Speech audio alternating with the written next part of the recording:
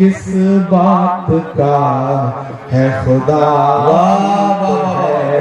استقبال ہے ناظرین آپ سبھی کا IR مشاعرہ میڈیا میں آپ کے ساتھ محمد ارشاد. آئیے دوستو سنتے ہیں عمران پرتاپ گڑھی کی ایک شاندار نظم. اس سے پہلے بتا دوں ہم کسی کے لیے تب تک اچھے ہیں جب تک ہم انہیں فائدہ پہنچاتے رہیں. آئیے سنتے ہیں عمران پرتاپ گڑھی کی نظم. تو آپ سے گزارش ہے ویڈیو کو لائک کیجیے اور چینل کو ضرور سبسکرائب کیجیے. اس کی آتے ہوئے فلائٹ میں ایک نظم ہوئی وہ آپ کو سناتا ہوں.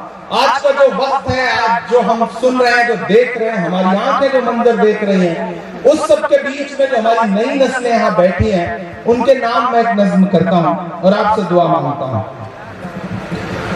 تھوڑی مشکل سہی وقت قاتل سہی، تھوڑی مشکل سہی وقت قاتل سہی، بیچ مجدھار ہے دور ساحل سہی، وقت مشکل سہی وقت قاتل سہی، ٹوٹی تلوار بے چین ہی دل سہی، مسئلے ہیں تو کیا حوصلہ بھی تو ہے، مسئلے ہیں تو کیا حوصلہ بھی تو ہے، خوف کس بات کا ہے خدا بھی تو ہے، خوف کس بات کا ہے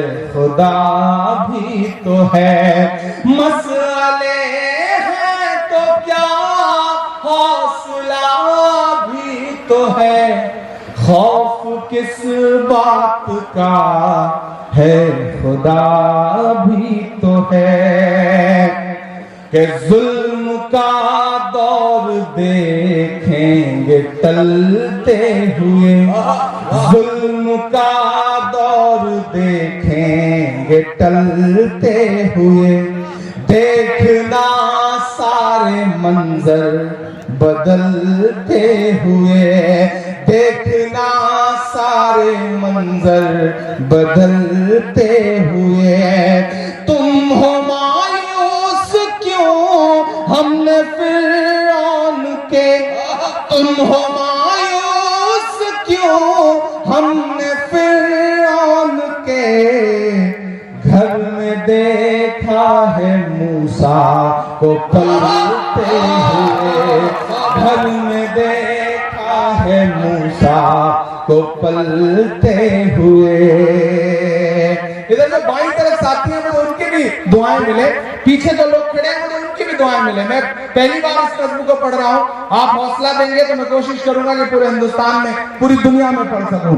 کہ ظلم کا دور دیکھیں گے ٹلتے ہوئے، دیکھنا سارے منظر بدلتے ہوئے، تم ہو مایوس کیوں فرعون کے، تم ہو مایوس کیوں ہم نے فرعون کے، گھر میں دیکھا موسیٰ کو پلتے ہوئے، ظلم کا ایک دن خاتمہ بھی تو ہے، ظلم کا ایک دن خاتمہ بھی تو ہے، خوف کس بات کا ہے خدا ہے، خوف کس بات کا ہے خدا بھی تو ہے. اور میرے ہم عمر ساتھیوں، میری نئی نسلوں، کہ چند لمحوں میں کیوں اتنے بے حال ہو. آئیے دوستو نظم سننے کے بعد ندا ممبر و محراب کتاب سے سنتے ہیں تجارت اور ملازمت. ان حقوق کے علاوہ اسلام عورت کو تجارت اور ملازمت کی اجازت بھی دیتا ہے. یہ آپ جانتے ہیں کہ سرور عالم صلی اللہ علیہ وسلم خود بھی تجارت فرما لیا کرتے تھے، اور آپ صلی اللہ علیہ وسلم نے سب سے پہلے جس عظیم خاتون کو شرف زوجیت بخشا وہ بھی ایک کامیاب تاجرہ تھی. لیکن اگر عورت تجارت یا ملازمت کرنا چاہے تو اس کے لیے کچھ حدود مقرر ہیں. بلا روک ٹوک اسے تجارت کرنے کی اجازت نہیں، اجنبی مردوں کے ساتھ خلوت میں میٹنگ کرنے کی اجازت نہیں، بلا شرعی پردہ کے کسی غیر کے سامنے جانے کی اجازت نہیں، اپنے حسن و جمال کی نمائش کی اجازت نہیں، غیر محرموں کے ساتھ میل ملاپ کی اجازت نہیں، اکیلے لمبا سفر کرنے کی اجازت نہیں۔ میں سمجھتا ہوں کہ اگر ہم واقعی بعض خواتین کے معاشی حالات سے آزردہ خاطر ہیں اور اگر ہم واقعی بے سہارا اور بیوہ خواتین کو معاشی اعتبار سے اپنے پاؤں پر کھڑا کرنا چاہتے ہیں تو اس کے لیے یہ کیا جا سکتا ہے کہ عورتوں کے لیے الگ انڈسٹریاں لگائی جائیں جہاں صرف خواتین کام کریں، اوپر سے نیچے تک خواتین ہی کی عملداری ہو، مردوں کا کوئی عمل دخل نہ ہو، اور کام بھی ایسا ہو جو زیادہ مشقت والا نہیں بلکہ ایسا کام ہو جو خواتین آسانی کے ساتھ کر سکے۔ بڑے بڑے کارخانوں، فیکٹریوں اور اداروں میں خواتین کے الگ ڈپارٹ قائم کیے جائیں، یا پھر یہ کہ محلہ کی سطح پر کاٹیج انڈسٹری قائم کی جائے۔ یہ صورت اختیار کرنے سے مجبور اور بے سہارا عورتوں کو ذریعہ معاش بھی مل جائے گا اور اسلامی حدود بھی پامال نہ ہوں گی۔ میں مجبور اور بے سہارا کے الفاظ اس لیے استعمال کر رہا ہوں کیونکہ اصولی طور پر تو اسلام نے عورت کو معاشی جد و جہد سے آزاد رکھا ہے اور اس کے نان و نفقہ کا بوجھ اس کے باپ پر رکھا ہے، اس کے بھائی پر رکھا ہے، اس کے شوہر پر رکھا ہے، اس کے بیٹوں پر رکھا ہے۔ اس لیے عورت کو کاروبار کرنے کی، ملازمت کرنے کی، مزدوری کرنے کی ضرورت نہیں ہے۔ بعض عورتیں صرف نمائش طور پر کام کرتی ہیں، صرف فیشن کے طور پر، محض ماڈرن بننے کے لیے، محض جدت پسند کی وجہ سے، محض شوہر پر رعب جمانے کے لیے اور اس سے آزاد رہنے کے لیے، تو ایسی عورتیں اللہ اور اس کے رسول کو قطعاً پسند نہیں۔ عورت کے لیے سب سے محفوظ اور سب سے اچھی جگہ اس کا گھر ہے، کسی مجبوری کے بغیر اسے گھر سے باہر قدم نہ رکھنا چاہیے۔ اسی طرح وہ شوہر بھی قابل نفرت ہیں جو خود تو بیکار بیٹھے رہتے ہیں اور بیوی کو ملازمت کرنے پر مجبور کرتے ہیں، جیسا کہ وحشی ممالک میں ہو رہا ہے کہ وہاں مرد بیکار رہتے ہیں اور عورتیں کام کرتی ہیں۔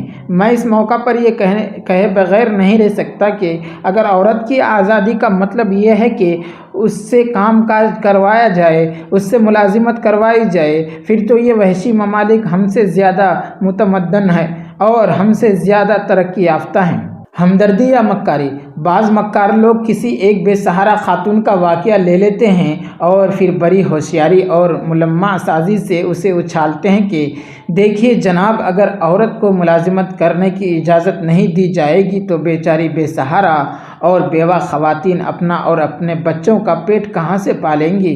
حالانکہ جیسا میں عرض کر چکا ہوں کہ ہم بھی اس بات کے قائل ہیں کہ عورت کو اسلامی دائرے میں رہتے ہوئے کاروبار کرنے کی اجازت ہے، لیکن عورتوں کے یہ جھوٹے وکیل عورتوں کے ہمدرد نہیں بلکہ بڑے مکار اور فریبی لوگ ہیں۔ ان کو عورتوں کے مسائل سے دلچسپی نہیں بلکہ ان کے حسن و جمال سے دلچسپی ہے۔ ان کو عورتوں کی مجبوریوں اور پریشانیوں کا کوئی خیال نہیں بلکہ یہ بدبخت تو عورت کی جوانی، عورت کے جسم اور عورت کی شکل و صورت کے غم میں مرے جا رہے ہیں۔ میں سوال کرتا ہوں کہ اگر ان لوگوں کو بیوہ اور بے سہارا عورتوں کی معاشی پریشانیوں کا غم ہے تو پھر یہ بیوہ اور ادھیر عمر کی عورت کو ملازمت کیوں نہیں دیتے ہیں؟ انہیں اپنی سیکریٹری کیوں نہیں بناتے؟ انہیں ایئر ہوسٹس کیوں نہیں بناتے؟ انہیں نرسیں کیوں نہیں بناتے؟